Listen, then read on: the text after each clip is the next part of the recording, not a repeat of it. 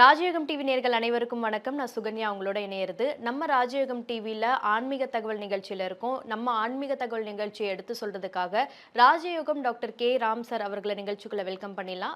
வணக்கம் சார். வணக்கம் சார். நம்ம ஆன்மீக தகவல் நிகழ்ச்சியில் தினம் தினம் புது புது தகவலாக சொல்லிட்டு இருக்கீங்க. அது ரொம்பவே வரவேற்பை பெற்றிருக்கு சார். அந்த வகையில் கடந்த நிகழ்ச்சியில் நீங்கள் மாங்கல்ய தோஷத்தை பற்றி ரொம்ப விரிவாக சொல்லியிருந்தீங்க. அதுக்கு கமெண்ட்ஸில் எல்லாரும் கேட்டிருக்காங்க. அது ஓகே தான், ஆனால் எங்களுக்கு பரிகாரம் பற்றி சார் சொல்லணும் அப்படின்னு சொல்லிட்டு ரிக்வெஸ்ட் பண்ணி கேட்டிருக்காங்க சார். மாங்கல்ய தோஷத்தினுடைய பரிகாரம் என்ன சார்? மாங்கல்ய தோஷம் அப்படிங்கிற விஷயத்தை கடந்த நிகழ்ச்சியில் நிறைய முறை தெளிவாக விரிவாக உறுதியாக சொல்லியிருந்தோம். ஆனால் அந்த தோஷத்துக்கு உண்டான பரிகாரத்தை எளிமையாக சொல்லு அப்படின்னு நிறைய பேர் கேட்டிருக்கீங்க.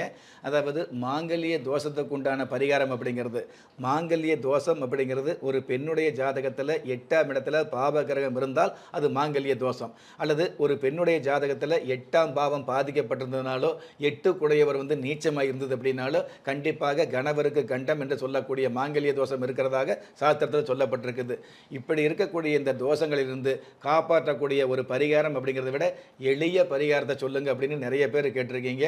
பரிகாரம் பல்வேறு விதமான பரிகாரங்கள் இருந்துகிட்டு இருந்தால் கூட மாங்கல்ய தோஷத்துக்கு உங்களுடைய வீட்டில் எளிமையாக செய்யக்கூடிய ஒரு முதன்மையான பரிகாரம் அப்படிங்கிறது வெள்ளிக்கிழமை நாட்களில் காலை நேரத்தில் 7 வெத்தலை வாங்கி 7 வெத்தலைக்கு 7 பாக்கு வச்சு அந்த 7 வெத்தலைக்கு மேலே 7 மஞ்சள் பிள்ளையாரை பிடிச்சி வச்சு அந்த மஞ்சள் பிள்ளையாருக்கு சந்தனம் குங்குமம் வச்சு நீங்கள் வழிபாடு வச்சுக்கிட்டு நமஸ்காரம் வச்சுக்கிட்டு உங்களுடைய குலதெய்வத்தை நினைச்சு கணவருக்கு வரக்கூடிய அல்லது மாங்கல்ய தோஷத்துக்கு உண்டான தோஷம் நீங்கணும் அப்படின்னு வேண்டுதல் வச்சீங்க அப்படின்னா கண்டிப்பாக அந்த தோஷங்களிலிருந்து காப்பாற்றப்படுவீங்க அப்படிங்கிறது உண்மை.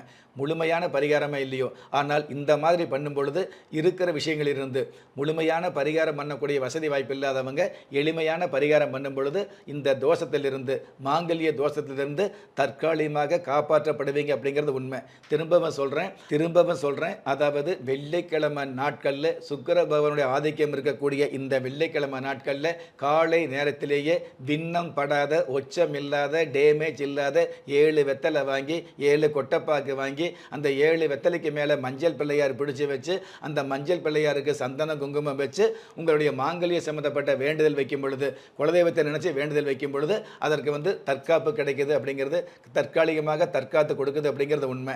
நீங்கள் எந்த தேதியில், ராசியில், நட்சத்திரத்தில், லக்னத்தில் பிறந்தவராக இருந்தாலும், ஏன் எந்த மதத்தை சார்ந்தவராக இருந்தாலும் நல்ல நேரமும் நன்மையான காலமும் ஜாதகத்தில் இருப்பது சத்தியமான உண்மை. ஆம், உங்கள் கருவிலேயே நிர்ணயிக்கப்பட்ட யோக பலன்களை வாரி வழங்கும் வம்சாவழி தெய்வமாகிய குலதெய்வ அருளையும் கஷ்டகாலங்களை போக்கும் இஷ்ட தெய்வ அனுக்கிரகத்தையும் நாளும் பொழுதும் நன்மையோடு வழங்கும் குலதெய்வ விருட்சம் வளர்பிறை தேய்பிறை விதிகளுக்கு அப்பாற்பட்டு தெய்வ பிரசன்ன சாஸ்திரப்படி உருவாக்கப்பட்ட குலதெய்வ விருட்சம். வீண் கவலைகள் ஒழிந்து வெற்றிகள் குவிந்து விடியல் ஏற்பட விருட்ச பரிகாரம் செய்யப்பட்ட குலதெய்வ விருட்சம். வரக்கூடிய கஷ்டங்களை வாசலிலேயே நிறுத்தக்கூடிய அற்புதம் நிறைந்த குலதெய்வ விருட்சம். கிள்ளி கிடைக்கக்கூடிய யோகங்களை அள்ளிக் கொடுக்கக்கூடிய ஆன்மீக அற்புதம் குலதெய்வ விருட்சம். திக்கற்ற யாவரும் ஒப்பற்ற பயன் பெற வாங்கி பயனடைவீர். குலதெய்வ விருட்சம். குலதெய்வ விருட்சம் குடும்பமே சுபிட்சம். இது செய்ய முடியாதவங்க கூட பொதுவாகவே கோயிலுக்கு போவீங்க இல்லையா? குலதெய்வத்து கோயிலுக்கு போனாலும் சரி அல்லது அம்மன் சன்னதி எந்த சன்னதிக்கு போனாலும் சரி, செவ்வாய்க்கிழமை வெள்ளிக்கிழமையாக இருந்தது அப்படின்னா அந்த அம்மன் சன்னதியில் கொடுக்கக்கூடிய அந்த சந்தன குங்கும சம்மந்தப்பட்ட விபூதி சம்மந்தப்பட்ட விஷயங்களை அந்த பிரசாதத்தை முதல்ல வாங்கி நெத்தியில் வைக்கிறோம் இல்லையா? அப்படி நெத்தியில் வச்சுக்கிட்டு அதற்கப்புறம் அதே சந்தன குங்குமத்தை உங்களுடைய திருமாங்கல்யத்துக்கு வைக்கிறது மிக மிக நல்லதாக இருந்துட்டு இருக்குது.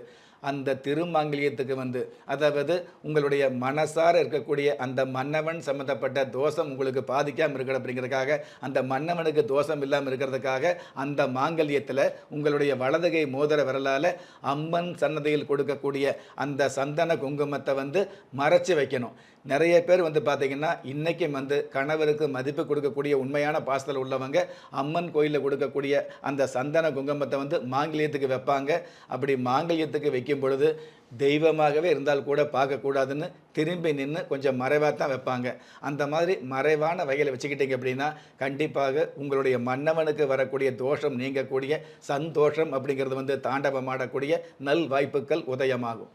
Super sir. இப்போ இந்த என்னதான் பரிகாரம் பண்ண முடியாமல் இருக்கிறவங்க, சந்தர்ப்ப சூழ்நிலையால் பரிகாரம் பண்ண முடியாமல் இருக்கிறவங்களுக்கு நம்ம குலதெய்வ விருட்சம் எந்த மாதிரியான உபயோகமாக இருக்கும் சார்? அதாவது திடீர்னு கோயிலுக்கு போகும்பொழுது சில பேர் சொல்லுவாங்க இல்லையா, இந்த கோயிலுக்கு போகலான்னு நினைக்கிறேன், இவ்வளவு நாள் முயற்சி பண்ணி என்னால் போகவே முடியலன்னு இருப்பாங்க.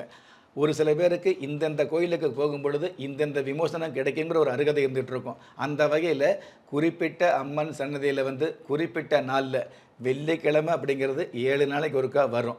ஆனால் அதே வெள்ளிக்கிழமையில் வந்து அதே திதி வருமானா, போன வாரம் வந்த திதி இந்த வெள்ளிக்கிழமைக்கு வருமானா வராது.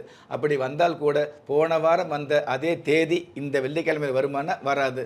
தேதி, திதி, நாள், கிழமை, நட்சத்திரம் இந்த மாதிரி எல்லாமே பொருந்தி வரக்கூடிய ஒரு வெள்ளிக்கிழமை நாட்களில் அந்த கோயிலுக்கு போகக்கூடிய பாக்கியத்தை யார் கொடுப்பா அப்படின்னா இந்த குலதெய்வ விருட்சம் கொடுக்கும். சாஸ்திரம் பார்த்து, ஜாதகம் பார்த்து, பஞ்சாங்கம் பார்த்து, நல்ல நேரம் பார்த்து இந்த நேரத்தில் கோயிலுக்கு போகணும்னு குறித்து கொடுத்தால் கூட அந்த ஒரு நேரத்தில் வந்து ஒரு கிழமை தான் ஒத்து வரும். தேதியோ அல்லது வந்து நேரமோ அல்லது வந்து திதியோ அல்லது நட்சத்திரமோ ஒத்து வராது அப்படிங்கிறது உண்மை. ஆனால் எல்லாமே பொருந்தி வர்ற மாதிரி உங்களுக்கு ஒரு நேரத்தை கொடுக்கக்கூடிய வல்லமை இந்த குலதெய்வ விருட்சத்துக்கு இருக்குது அப்படிங்கிறது மறுக்க முடியாத உண்மை. Super sir. நம்ம குலதெய்வ விருட்சத்தினால இவ்வளோ பெரிய மேன்மை நடக்குது அப்படிங்கிறது மிகப்பெரிய ஆச்சரியம் சார். நிகழ்ச்சிக்கு வந்து இணைந்தமைக்கு நன்றி சார். நன்றி. நம்ம ராஜயோகம் டிவியில் ஒளிபரப்பாகக்கூடிய ஆன்மீக தகவல், தினசரி ராசி பலன்கள், உங்களுக்கான அதிர்ஷ்ட எண்கள், அதிர்ஷ்ட நிறங்கள், அதிர்ஷ்ட எழுத்துக்கள் போன்ற விஷயங்களை உடனுக்குடன் நீங்கள் தெரிஞ்சுக்கணும் அப்படின்னு நினச்சிங்கன்னா நம்ம ராஜயோகம் டிவியை சப்ஸ்கிரைப் பண்ணுங்கள், ஷேர் பண்ணுங்கள். கண்டிப்பாக அந்த பெல் பட்டனை ப்ரெஸ் பண்ண மறந்துடாதீங்க. வணக்கம். திறமை இருந்தும் வறுமையில் வாடுகிறீர்களா? விதியை நொந்து விரக்தியில் இருக்கிறீர்களா?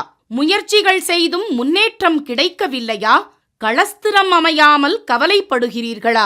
தாய்மையடையாமல் தவித்து நிற்கிறீர்களா? நவரத்தினம் போட்டும் நன்மைகள் கிடைக்கவில்லையா? பெயர் மாற்றம் செய்தும் பிரயோஜனம் இல்லையா? எந்திரத்தை நம்பி மந்திரத்தை சொல்லியும் மாற்றம் கிடைக்கவில்லையா? எண்கணிதத்தை நம்பி எழுத்தை மாற்றியும் ஏற்றம் கிடைக்கவில்லையா? வாஸ்துவை நம்பி வாசலை மாற்றியும் வளம் காணவில்லையா? ஹோமத்தை வளர்த்து யாகத்தை செய்தும் யோகத்தை காணவில்லையா? திரும்பிய பக்கமெல்லாம் திண்டாட்டங்களையே சந்தித்த உங்களை யார் கைவிட்டாலும் ஆன்மீகம் கைவிடாது. ஆம், அண்ட நிழலுமில்லை, ஆதரிக்க யாரும் இல்லாதவர்களை குலதெய்வம் கைவிடுவதில்லை.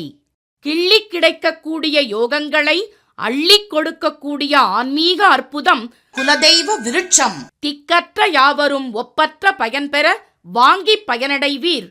குலதெய்வ விருட்சம். குலதெய்வ விருட்சம் குடும்பமே சுபிட்சம்.